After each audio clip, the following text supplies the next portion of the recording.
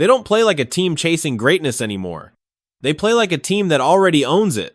Argentina step onto the pitch, and everything just slows down. The pressure, the noise, the chaos, it all bends around them. Pass after pass, movement after movement, it feels controlled, inevitable, almost like the result has already been decided before the game even begins. This isn't just a World Cup winning squad. This is something else. A system that looks cleaner, deeper, and somehow even more dangerous than the team that lifted the trophy in 2022. And that's exactly what makes it so unsettling. Because when a team starts to look this perfect, when everything seems to click a little too easily, history has shown us something important. Perfection in football doesn't last. So the real question isn't how good Argentina are right now. The real question is, what are we not seeing? Right now, Argentina don't just win games, they control them. Every phase looks rehearsed. Every movement feels intentional. From the first whistle, you can see it, the calm build-up, the perfectly timed runs, the way the midfield always seems to find the right angle at the right moment. It's not chaos, it's orchestration. At the center of it all is Lionel Messi, no longer just the scorer, but the conductor. He doesn't need to dominate every second anymore. He just waits, and when the moment opens, he decides everything with a single touch. Around him, the system has only grown stronger. Enzo Fernandez and Alexis Mac Allister control the rhythm like they've been doing it for a decade. The attack rotates fluidly, constantly shifting, constantly asking new questions. And the results? They speak for themselves. Argentina aren't just beating teams, they're making them look small, predictable, outmatched before the game even settles. Which is why so many people are starting to say the same thing. This version of Argentina might actually be better than the one that won the World Cup. And that's where things start to get complicated. Because when a team improves after reaching the very top, it usually means one of two things. Either they're about to dominate an entire era, or they're building towards something no one is ready for. It didn't start with dominance. It started with doubt. For years, Argentina were a team full of talent, but missing something you couldn't quite measure. They had the greatest player of a generation in Lionel Messi, yet every tournament seemed to end the same way. Close, painful, incomplete. Finals lost. Opportunities slipping away. A team searching for identity. And then, slowly, everything began to change. It wasn't just about winning. It was about rebuilding the foundation. The arrival of a new core players who didn't just rely on brilliance, but understood structure, discipline, and sacrifice. Enzo Fernandez brought control under pressure. Alexis Mac Allister added intelligence between the lines. Every piece started to fit into something bigger than itself. For the first time in years, Argentina didn't look like a team waiting for Messi to save them. They looked like a team built to support him. And that shift changed everything. Messi didn't need to carry the game anymore. He could read it, slow it down, speed it up, pick his moments. Instead of forcing magic, he became the reason the system worked. From there, confidence turned into belief, and belief turned into identity. By the time the world saw Argentina lift the trophy in 2022, it felt like the end of a journey. But in reality, it was just the beginning of something far more dangerous. Because once a team learns how to win together, they don't just stop there. And now, this is what that evolution looks like at its absolute peak. Argentina don't just attack, they overwhelm. Every line of the pitch is connected. The midfield doesn't just circulate the ball, it dictates the tempo of the entire game. And when the moment comes, the front line doesn't hesitate. It finishes. At the center, Lionel Messi has transformed into something even more dangerous. He's no longer chasing the game, he's controlling it. One touch, one pass, one decision, and suddenly the entire defense collapses. Ahead of him, the movement never stops. Lautaro Martinez has become a pure finisher. Give him a half chance, and it's already too late.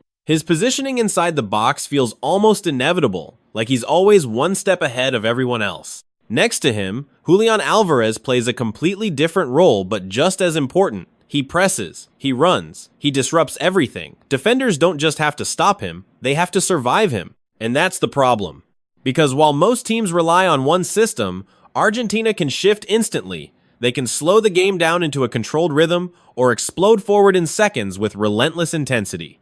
Even the depth feels unfair. Players like Paulo Dybala and Nicolas Gonzalez don't just fill gaps, they change the game when they come on. Fresh legs, new angles, different problems.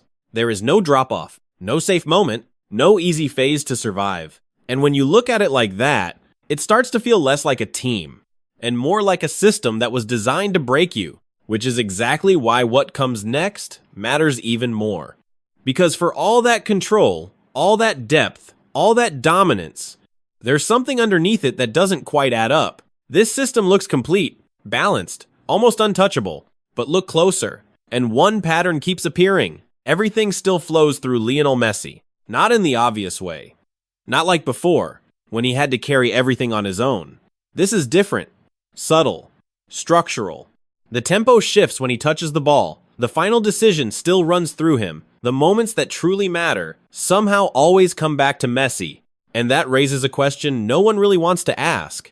What happens when that connection breaks? Because there have been moments, small ones, but real, where Argentina looked just slightly off. Games where the rhythm disappeared for a few minutes. Where the passes were still there, but the purpose wasn't. Where control turned into hesitation. And in those moments, something becomes clear. This team isn't dependent in the way it used to be, but it might still be anchored. Anchored to one mind, one tempo, one presence that holds everything together. And the closer we get to the biggest stage again, the more dangerous that reality becomes. Because now the challenge isn't just stopping Argentina. It's figuring out whether Argentina can still function when the game is taken away from the one player who defines it. And that's where the real tension begins. Because at the highest level, nobody lets you play comfortably. The moment Argentina step into the biggest matches, the entire approach changes. Opponents stop chasing the ball. They stop reacting. Instead, they start targeting the system itself. Cut the passing lanes. Close the half spaces. Surround Lionel Messi before he can even turn. And suddenly, the rhythm is gone. We've seen flashes of it already. Moments where Argentina still had possession but not control. The passes were there, but they felt slower. Predictable. Like the game was being played just a second behind where it needed to be. That's the difference at this level. 1 second is everything. Teams have started to test it, pressing higher, forcing mistakes, turning Argentina's calm build-up into something uncomfortable. And when that happens, the structure doesn't collapse, but it bends. And when it bends, new questions appear.